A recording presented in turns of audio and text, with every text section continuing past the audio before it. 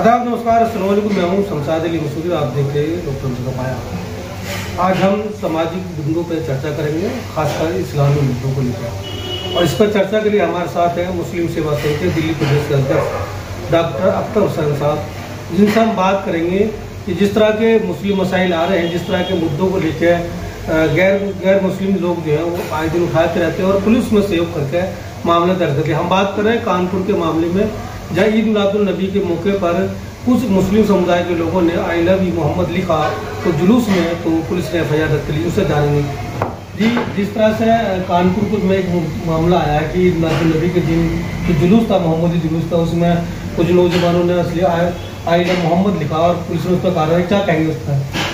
देखिए, हमारा जो भारत देश है वो संविधान से चलता है और हमारे संविधान ने, देश एक सेकुलर भारत है और हमारे संविधान ने ये हर धर्म के लोगों को आज़ादी दी है कि अपने धर्म के हिसाब से अपने धर्म को फॉलो करें, अपनी इबादत करें।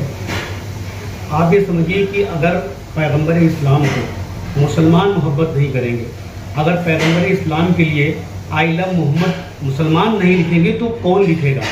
जश्न ईद मिलादुन नबी के जुलूस में और क्या होना चाहिए? जश्न ईद मिलादुन नबी का मोहम्मद सल्लल्लाहु अलैहि वसल्लम की जश्न विलादत का वो जुलूस था और उस जुलूस में अगर मुसलमानों ने आई लव मोहम्मद के पोस्टर लगा दिए तो इसमें बुराई क्या थी?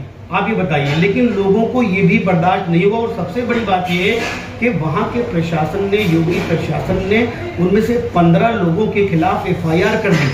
आप ये देखिए कि हम भारत देश में रहते हैं, भारत देश हमारा संविधान से चलता है, इतना बड़ा लोकतांत्रिक देश है और अगर आज कोई नबी की शान में गुस्ताखी करता है, कोई इस्लाम को अपमानित करता है, कोई इस्लाम को गालियां बकता है और मुसलमान उसका विरोध करता है, तो जो विरोध करता है उसके खिलाफ प्रशासन FIR दर्ज कर लेता है।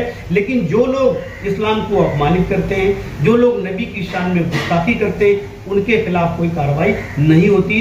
ये बहुत सोचने की बात है, बड़े आश्चर्य की बात है कि ऐसे लोगों पे FIR कर दी जाती है कि जो विरोध कर रहे हैं। मतलब कहने के, जैसे आप ये समझिए कि जय श्री राम का नारा लगता है, जय श्री शंकर का नारा लगता है, जय कृष्णा का नारा लगता है। भाई पूरे देश में किसी को कोई प्रॉब्लम नहीं है। आप अगर हिंदू समाज से हैं तो आप जय श्री राम का नारा लगाइए, आप श्री शंकर का नारा लगाइए, आप जय कृष्णा का नारा लगाइए। लेकिन अगर मुसलमान है तो मुसलमान जय श्री राम का नारा नहीं लगाएगा, मुसलमान जय श्री का नारा क्यों लगाएगा? मुसलमान तो अपने पैगंबर इस्लाम का अगर पोस्टर में लिख रहा है आई लव मोहम्मद, तो भाई साहब इसके खिलाफ जो प्रशासन ने कार्रवाई, मैं इसको खंडन करता हूँ, इसकी भर्त्सना करता हूँ, ये नहीं होना चाहिए। सवाल यह है कि जब देश के संविधान ने आज़ादी से हर व्यक्ति को धर्म के अपने हिसाब से धर्म में जीने का अधिकार दिया है, तो फिर प्रशासन कैसे FIR दर्ज कर लेता है? देखिए, जो तमाम सारी पॉलिटिकल पार्टियां ये कहती हैं कि संविधान की धज्जियां उड़ रही हैं, इसी को कहते हैं संविधान की धज्जियां उड़ाना।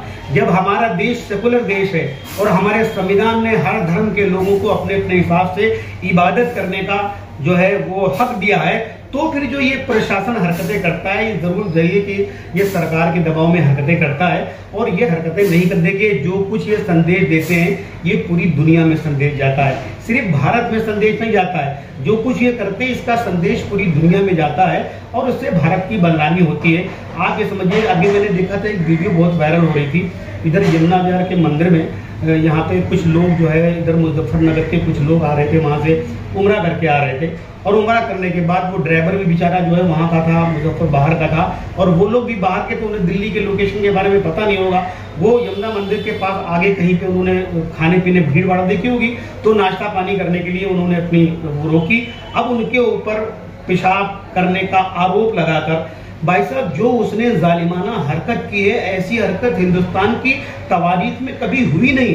उन उम्रा करने वाले लोगों से जय श्री राम के नारे लगवाए, उम्रा करने वाले लोगों के जो है टोपियां उतरवाई गई, उम्रा करने वाले लोगों से मंदिर में मत्था टिकवाया गया। आप ये समझिए कि कितनी बड़ी हरकत। अब उसके खिलाफ क्या कार्रवाई हुई, उसकी गिरफ्तारी हुई कि नहीं? अब अगर इसी एक्टिविटी के खिलाफ, इसी गलत काम के खिलाफ अगर मुसलमान विरोध प्रदर्शन करे, प्रशासन से अपनी मांग करे उसके लिए कार्रवाई करने के लिए, तो प्रशासन उसके खिलाफ कार्रवाई नहीं करेगा। प्रशासन जब हम विरोध करने जाएंगे, उसके खिलाफ कार्रवाई की मांग करेंगे, तो प्रशासन हमारे पे कार्रवाई करेगा, हमारी FIR करेगा। ये सोचने वाली बात है। जब मैं सवाल गया कि जब पुलिस इस तरह की हरकत करती है तो क्या पुलिस प्रशासन को ये मालूम नहीं किस धर्म के सेकुलर होने के बाद में किसको आज़ादी दी है और हम किस एक्ट के तहत FIR कर रहे हैं, और कोर्ट में जब मामला जाएगा तो किस तरह से बरी हो जाएंगे और किस तरह का हो, लेकिन उस बीच में जो सजा होगी, इस बीच में जो उसकी इज्जत पर हमला हो, इस बीच में जो समाज सम्मान में ठेस लगी, उसकी भरपाई कौन करेगा? देखिए, प्रशासन सब जानते हैं, पूरा देश जानता है कि प्रशासन जो है वो सरकार के दबाव में करता है। आज की डेट में भी देखिए पूरे देश में प्रशासन कैसे काम कर रहा है, जुडिशरी सिस्टम कैसे काम कर रहा है, जांच एजेंसियां कैसे काम कर रही है, ये सब जानते हैं, मुझे करने की कोई ज़रूरत है नहीं। लेकिन प्रशासन को देखिए, प्रशासन में भी हर अधिकारी ऐसा नहीं होता है, लेकिन कुछ ऐसे अधिकारी होते हैं जो सरकार से करीबी रखते हैं कि भाई हम सरकार के कहने पे काम करेंगे, किसी नेता के कहने पे ऐसा काम कर देंगे तो हमारा प्रमोशन हो जाएगा, इस वजह से जो करते हैं। लेकिन प्रशासन संविधान की शपथ लेता है, जब वो अधिकारी बनता है तो संविधान की शपथ लेता है, और जो नेता होते हैं, जो मुख्यमंत्री बनते हैं, जो विधायक बनते हैं, जो मंत्री बनते हैं, वो भी संविधान की शपथ लेते हैं। तो संविधान की शपथ लेने के बाद अगर आप ऐसी हरकतें कर रहे हो, संविधान की धज्जियां उड़ा रहे हो, तो ये सोचने वाली बात है, ये आश्चर्य की बात है।